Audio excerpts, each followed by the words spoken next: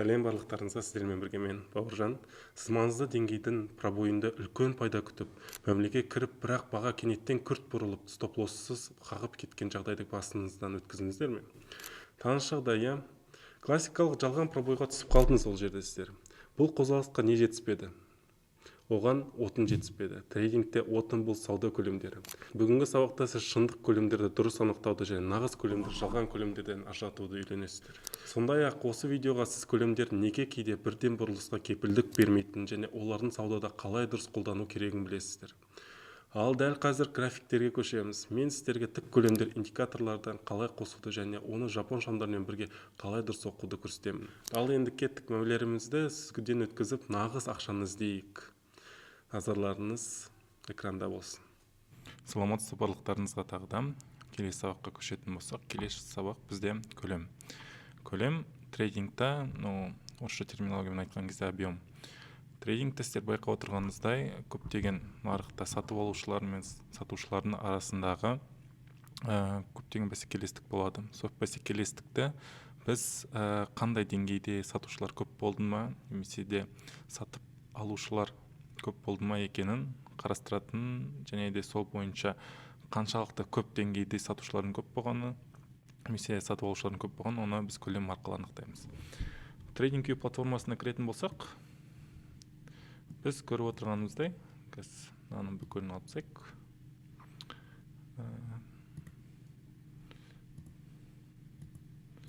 Қарап отырсаңыздар, мына біздің астыңғы жақта, осы біздің графиктің астыңғы жақта мынандай суретшелер бар. Әрбір свечаның қандай да сатушылардың ба, сатып алушылардың ба көп болғандықтан біз байқай аламыз. Көлем ол нені білдіреді? Яғни да осы жерде сатып алушылардың көп болғандықтан баға өсті және де сатушылар жеңді деген сөз. Ал қызыл болса, жасыл болса сатып алушылар жеңді, а қызыл болса сатушылар жеңді деген сөз болып табылады.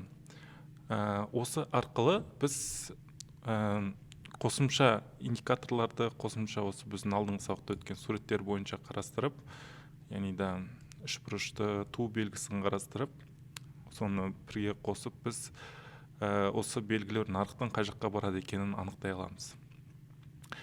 80-90%-ке анықтай аламыз. Бірақ мына жерде көлем не үшін қажет? Көлем, және айта кеткендей, егер де сатушылардың саны көп болатын болса, қазір көрсетейін. Мысалға, белгілі бір үлкен көлемді алайық. Мысалға, мына көлем. Мына көлем өте жоғары, яғни мына жерде сатушылардың саны өте көп деген болған.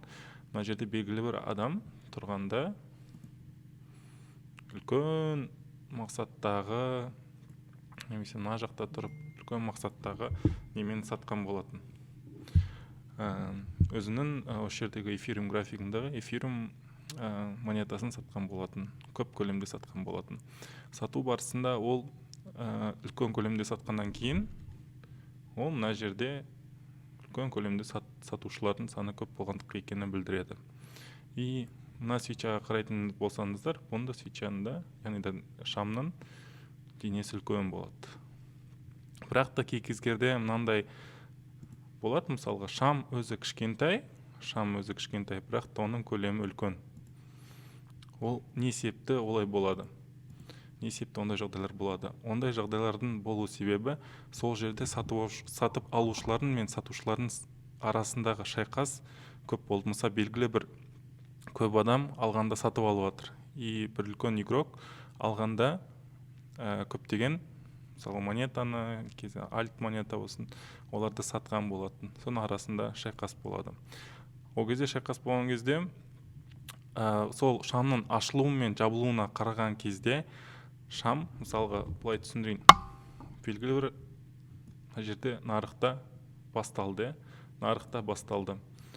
Осы жерде нарық үстіге қарай кетті, и мына жерден астқа қарай түсті. Астқа қарай түскеннен кейін, ол қайдан астқа қарай түсті, и қайтадан көтерілді мына жерге. Мына жерге көтерілді, и мына жерде жабылды. Мына шам жасыл болады. Оның көлемінде жасыл болады. толық жасылмен боялмады қазір.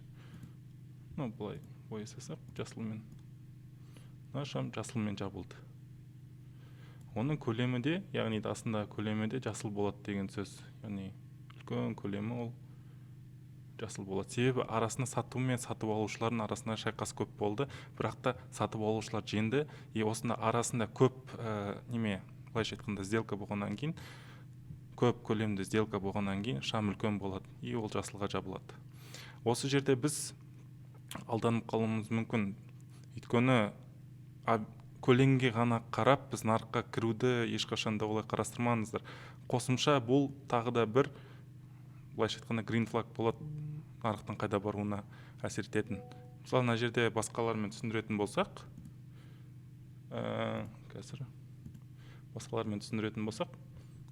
мысалға мына жерде шам қызылға жабылған болатын. Оның да көлемі қызылға жабылып тұр. Шамда қызылға жабылып тұр. Яғни да сатушылардың саны көп болды и баға астыға қарай кетті. Бірақ та біз алдыңғы сабақта сіздерге айтып түсіндірген кезде, мысалға осы жердегі эфириумның бағасы мысалға $1947 сатқан кезде, мысалға 1000 эфириумдегі ол қайтадан солай сатып алынбайды, сатылынбайды. Өйткені нарықта осы мысалы мына жердегі позицияда белгілі бір ордер на продажу, былайша айтқанда 1000 эфириум сатылымға тұрса, оның бір адам 1000 эфириум сатқысы келсе, оның ішіндегі ордер на продажу тек қана 300 немесе 400 эфириум болсын дейік. Олар сатылады да, мына жерде сатушы, яғни осы жерде белгілі бір адам сатып алады, баға төмен қарай кетті, ол бағаны мынаумен сатып алынбады. Нарық көріп тұр, яғни да нарықтағы маркетмейкерлер көріп тұр, мына жерде тағы да сатылымдағы белгілі бір ордерлар тұр, істелінбеген, баға қайтадан болай кетеді. Яғни да егер де сіз үлкен объемды көретін болсаңыздар, баға объемды да қайтадан үлкен свечаны көретін болсаңыздар, шамды көретін болсаңыздар, шам үлкен, мысалға бұлай үлкен жабылған кезде, оның арты мен қасындағы ешбір шам оны жауып тұрмаса, көлеңкесі болсын, бұлайды жауып тұрмаса, яғни да мына жерде имбаланс бар деген сөз. Имбаланс дегеніміз белгілі бір көлемдегі ақша осы жерде қалып қалды, нарық соған қайтадан келеді. Сол көлемдегі ақшаны қайтадан жабу үшін. Яғни мына жерде ордер на продажу немесе ордер на покупканы қайтадан алып кету үшін. Мына жақтарда да дәл солай. Мысалға, мына жерде біз қызыл шамды алдық. Енді жасыл шамды алайық. Мысалға жасыл шамды алайық. Мысалы мына жердегі алатын болсақ, қараңыздар.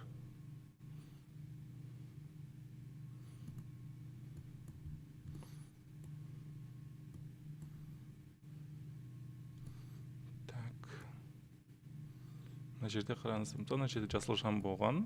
Жасыл шам бұл имбалансты алып келді. Мысалға мұнаның осы шамның осы шамның көлемдері үлкен. Шам өзі басқа шамдарға қарағанда, қасындағы мыналарға қарағанда, мынандай жай шамдарға қарағанда оның немесе үлкен болып табылады. Сосын ол көтерілгенде белгілі бір ордерлар сатып алуға орындалмады и баға оған қайтып келеді, соны жабу үшін.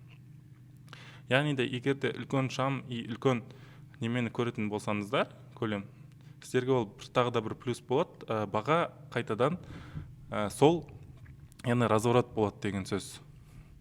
Бірақ та ол осы ғанақ әдіспен, және қайталап айта өтейін, осы ғанақпен сіздер нарыққа, яғни сіз үлкен объем көріп отырсыздар, үлкен көлем көріп отырсыздар, үлкен шамды көріп отырсыздар. Яғни да бұл сіз 100% нарық қайтадан кетеді екенін, шамның жабылғанына күтіп қайтадан кетеді екенін сіздер бұлай ете алмайсыздар. Сразу кіру қажет жоқ олай. Және де қосымша үйреткен, егер де мына шамның ету барысында осыған дейін ту болсын, немесе де басқандай үшбұрыш болсын, разворотный фигуралар болсын, соларды көрсеңіздер қанақ, тағы да плюстарды жинап, яғни да green flag-тар дейді ғой, мен өзім оны green flag деймін. Яғни да бір олмаған плюс, объемды қараймын, объем ол үлкен, яғни жасыл, ол менде бір плюс болады, и шамда да үлкен. Что рынок ол қайтадан басқа жаққа қарай кету керек екен, яғни да ол төмен қарай түсу керек екен шорт позицияға, ол бір плюс болады. Сосын екінші трендке қараймын, тренд қандай типа көтеріліп бара жатқан тренд па, немесе де астыға қарай кетіп бара жатқан тренд па екен, ол екіншісі. Үшіншісі ол сол белгілі бір фигураларды қараймын. Ол фигуралар келіп тұрса, ол маған үшеу болады. Кем дегенде үшеу болсын, үшеу болған кезде сіздер нарыққа кіре аласыздар. Бірақ та кірген кезде сіздер депозиттің, тағы да айтайын, осы бірнеше сабақтан кейін бізде риск мани менеджмент деген сабақ болады. Сол кезде сіздерге нақтылық түрде көрсетеміз, қалай нарыққа кіру керек екенін, нарықтағы өздеріңіздің депозиттеріңізді қалай ұстау керек екенін сол анық түрде көрсетілетін болады. Осы жерде тағы да мысал келтіріп кетейін сіздерге. Мысалы, мына жерде баға өсті, иә? Мысалы, қараңыздар, баға өсті. Сіздер мысалы мына жерде шорт позицияға кірулеріңіз, ол мен ойымша ол типа бір плюс болып табылады, бірақ мына жерде шорт позицияға кірген дұрыс емес болатын еді. Себебі көріп тұрғаныңыздай нарық үстіге қарай кетті, ары қарай. Бірақ та уақыт өте келе көріп отырғаныңыздай нарық мына жердегі тұрған белгілі бір ордер на продажу, ордер на покупку немелерді алып кеткен болатын. Сосын ол алып кетті, не көріп тұрғаныңыздар, ана сабақта көрсеткен балансты ол 50%-қа жапты. 50%-қа жапқаннан кейін баға қайтадан өзінің мәресінен жоғары қарай кеткен болатын. Осы былайша айтқанда сабақ өте қатты қиын емес. Егер де сұрақтарыңыз болса, қойсаңыздар болады. Тағы да осы сабақты түсінбесеңіздер, осы қайтадан көріп болғаннан кейін сұрақтарыңызды жазып кетсеңіздер болады. Өте қатты қиын емес бүгінгі сабақ. Және де келесі сабақта сіздермен бірге кездескенше. Назарларыңызға рахмет.